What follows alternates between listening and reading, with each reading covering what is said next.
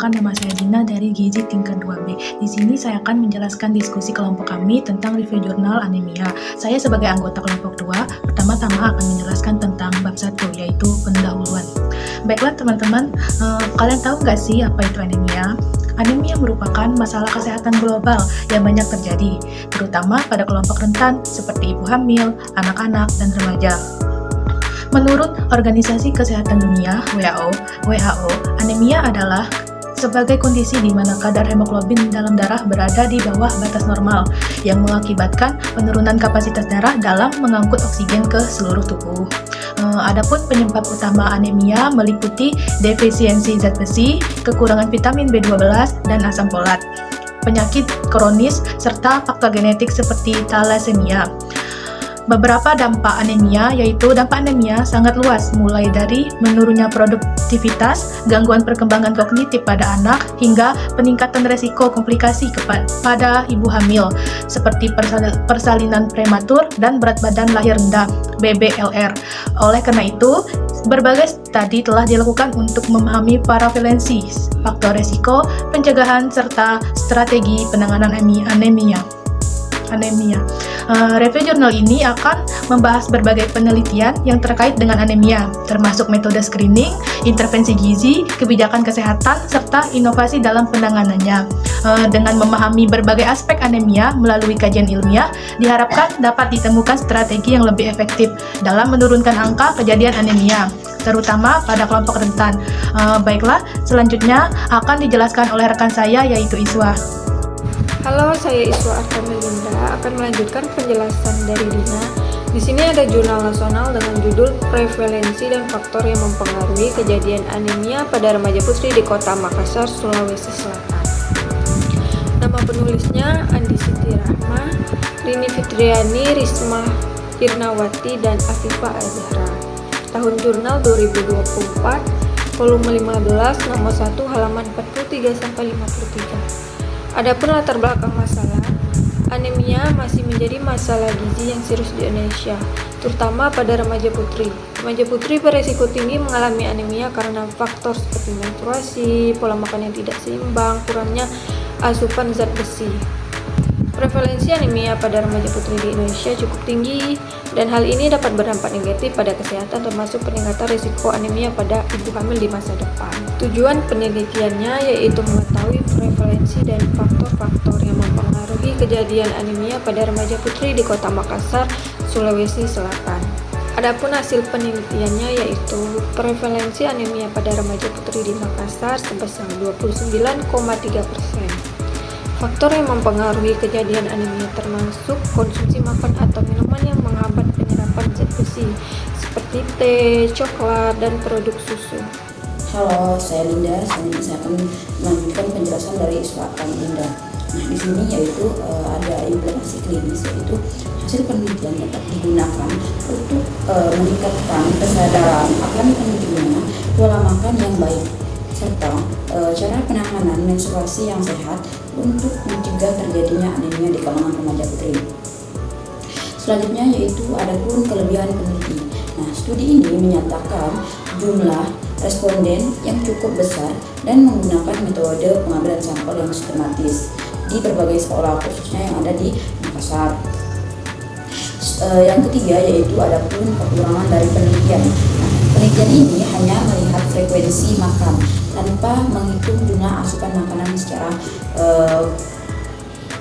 kuantitatif, sehingga tidak dapat menghitung nutrisi yang terserap sebenarnya. Dilanjutkan dengan desain penelitian. Penelitian ini hanya merupakan penelitian kualitatif, analitik, dan desain cross-section. Untuk lokasi penelitian ini dilakukan di Kota Makassar tentunya dan di berbagai sekolah yang ada di Makassar tersebut, yang ada di Kota Makassar, seperti SMU Negeri 4, SMU Negeri 10, SMU Negeri 9, Negeri 12, dan Negeri 21. Untuk populasi dan sampel, jumlah responden yang terlibat dalam penelitian ini sekitar 276 siswi yang memenuhi kriteria inklusi dan eksklusi. Halo, saya Mutiara. Di sini saya akan melanjutkan penjelasan dari Linda. Selanjutnya pengetahuan responden mengenai anemia dan pentingnya konsumsi zat besi masih rendah. Beberapa responden tidak memahami manfaat kepatuhan dalam mengkonsumsi tablet tambah darah atau TTD. Hal ini dapat diindikasikan dari tingginya persentase responden yang tidak pernah mengkonsumsi TTD. Kemudian adalah sikap. Sebagian besar responden menunjukkan sikap negatif terhadap konsumsi TTD dengan alasan rasa tidak enak, ketidaknyamanan, atau rasa tidak perlu mengkonsumsi tablet tambah darah. Kemudian adanya larangan dari orang tua menjadi faktor penghambat yang signifikan, mencerminkan kurangnya dukungan dari lingkungan dekat.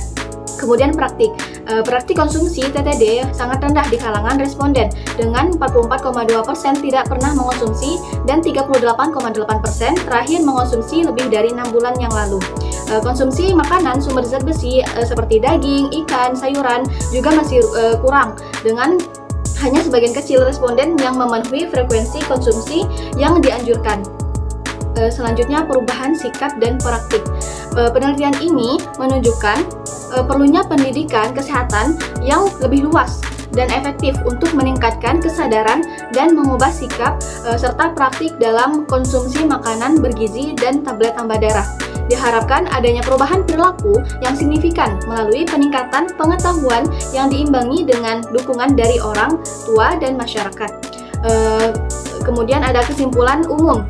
Dari hasil penelitian terdapat prevalensi anemia yang cukup tinggi atau 29,3% di kalangan remaja putri di Makassar. Dipengaruhi oleh berbagai faktor termasuk pola makan yang kurang baik dan rendahnya kepatuhan mengonsumsi tablet tambah darah. Kemudian perlu adanya upaya intervensi yang fokus pada peningkatan pengetahuan tentang gizi, pola makan yang sehat, dan dukungan dari orang tua untuk meningkatkan konsumsi TTD. Penelitian ini menegaskan pentingnya perubahan sikap dan praktik dalam konsumsi gizi, menyarankan adanya program edukasi dan kebijakan terkait asupan gizi di sekolah-sekolah. Terakhir ada diskusi atau saran, perlu penelitian lebih lanjut untuk mengukur pola makan secara kuantitatif dan untuk melakukan intervensi gizi, serta disarankan adanya peraturan tentang kantin sehat di sekolah-sekolah untuk mendukung kesehatan remaja.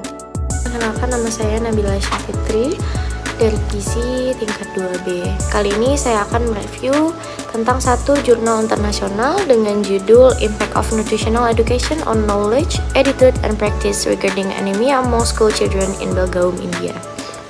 Dengan nama penulis Adhika Ripaudal Sasmita, Anggokar Mubashir, dan Naik Vijaya.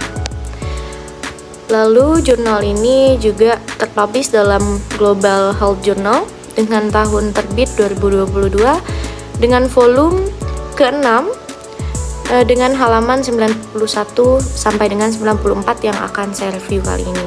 Link download nantinya akan tertera di file yang akan dikumpulkan.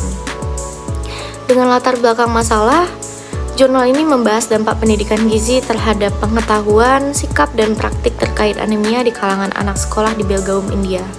Jadi anemia merupakan masalah kesehatan global yang signifikan, terutama di negara berkembang seperti India, di mana prevalensi anemia pada anak sekolah dan remaja terjadi cukup tinggi.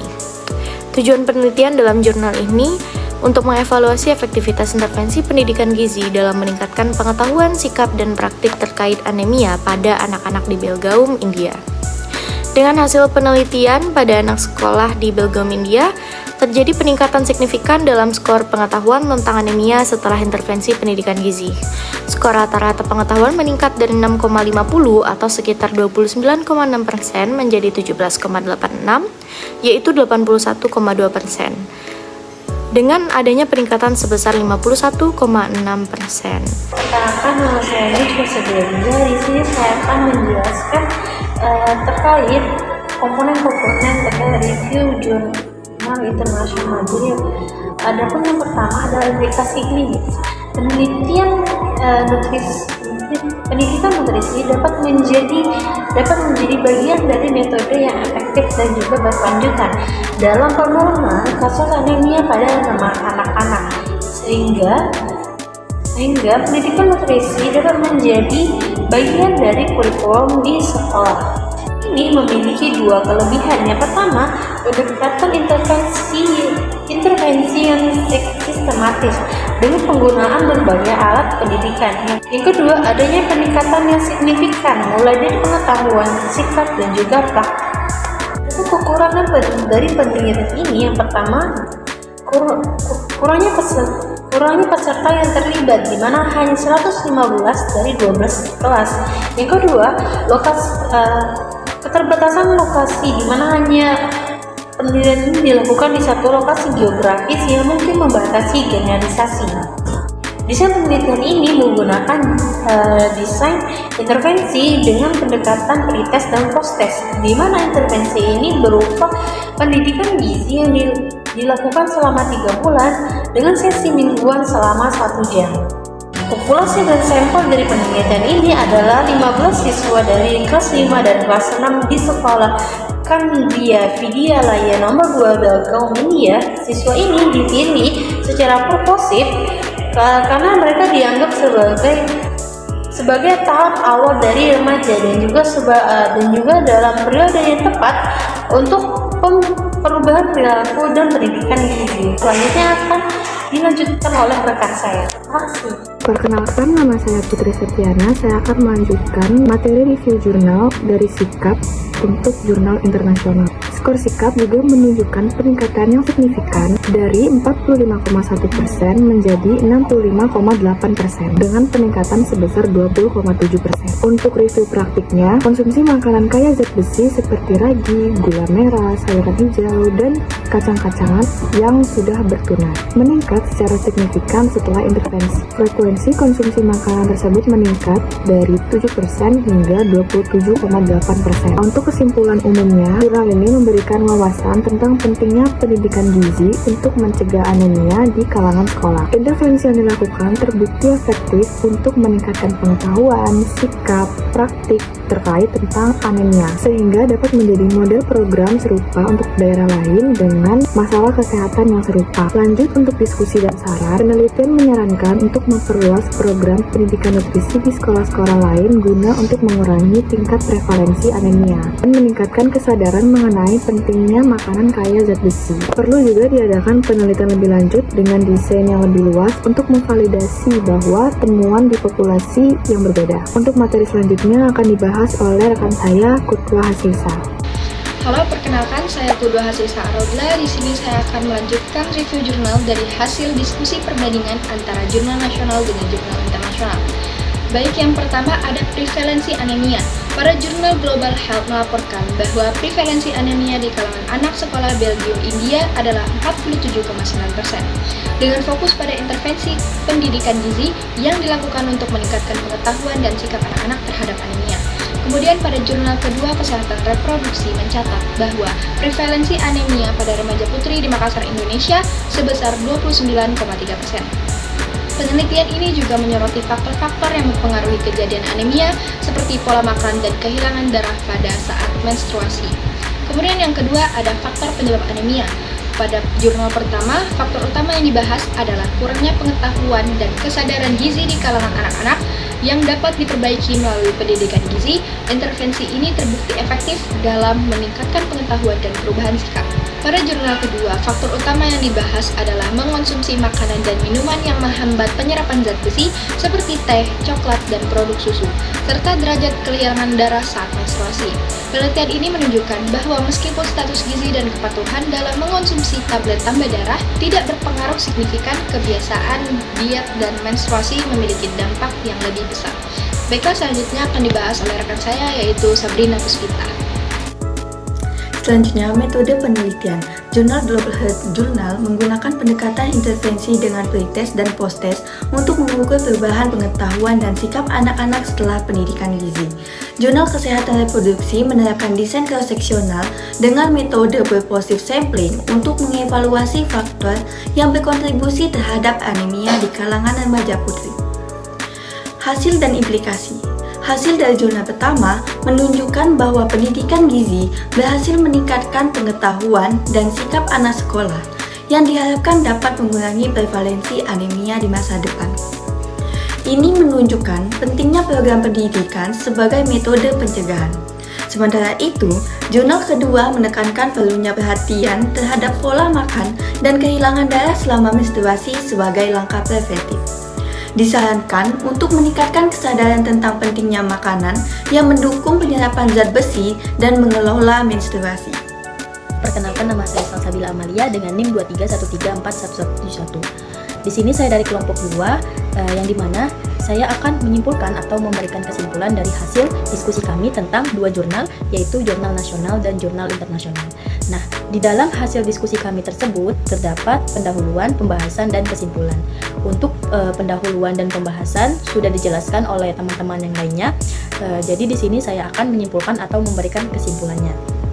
Nah, pertama, jurnal nasional yaitu jurnal prevalensi dan faktor yang mempengaruhi kejadian anemia pada remaja putri di Kota Makassar, Sulawesi Selatan. Jurnal ini membahas prevalensi dan faktor yang mempengaruhi kejadian anemia pada remaja dengan fokus pada pola makan dan kebiasaan konsumsi zat besi. Penilaian ini didanai oleh Prodi Pendidikan Dr. Uwin Alauddin Makassar dan semua penulis menyatakan tidak ada konflik kepentingan.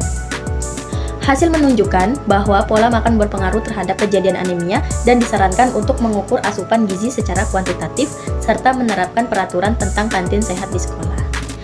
Nah, untuk jurnal yang kedua yaitu jurnal internasional, yaitu jurnal Impact of Nutritional Education on Knowledge, Attitude and Practice Regarding Anemia Among School Children in Belgaum, India.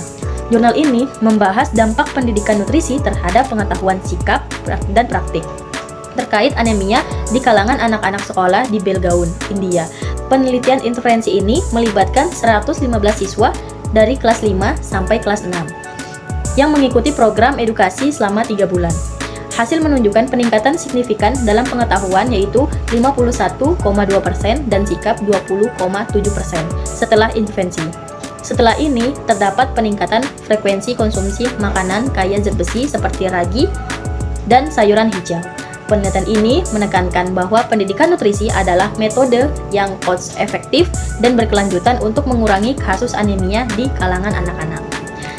Nah, untuk sarannya, penelitian menyarankan perlunya memperluas program pendidikan nutrisi di sekolah-sekolah lain untuk mengurangi prevalensi anemia dan meningkatkan kesadaran mengenai pentingnya makanan kaya zat besi. Perlu juga diadakan penelitian yang lebih lanjut dengan desain yang lebih luas untuk memvalidasi temuan ini di populasi yang berbeda. Baiklah, itulah hasil diskusi kami. Saya di sini serta mewakili teman-teman saya meminta maaf jika ada kesalahan atau kekurangan dalam hasil diskusi tersebut. Saya tutup. Wabillahi taufiq wal hidayah. Wassalamualaikum warahmatullahi wabarakatuh.